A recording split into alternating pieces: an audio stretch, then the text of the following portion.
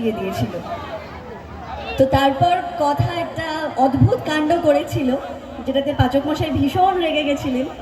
কিন্তু ওই এপিসোডটা আমরা ভীষণ মজা করে শ্যুট করেছিলাম এবং তোমরাও অনেকটা ভালোবাসা দিয়েছিলে কথাকে।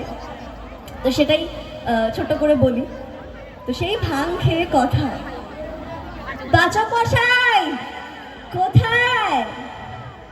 ওই তো, না না না না, ওই তো, না ওই তো, একটা দুটো তিনটে, এতগুলো পাচক মশাইকে দেখতে পাচ্ছি। পাচক মশাই আপনি যেখানেই আছেন, যেখানেই আছেন আমার সামনে আসুন।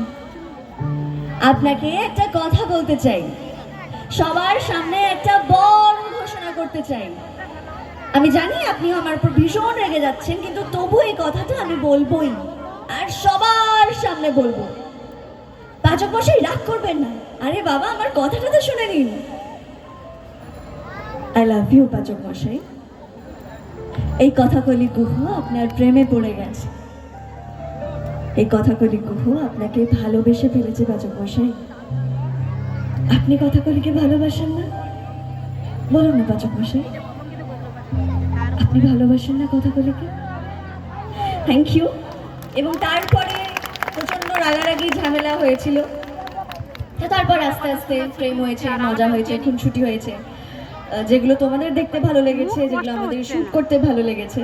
তো তোমাদের ভালোবাসাতেই এত দূর আসা। তাহলে এবার একটা গান গাই, তারপর আবার কথা বলছি।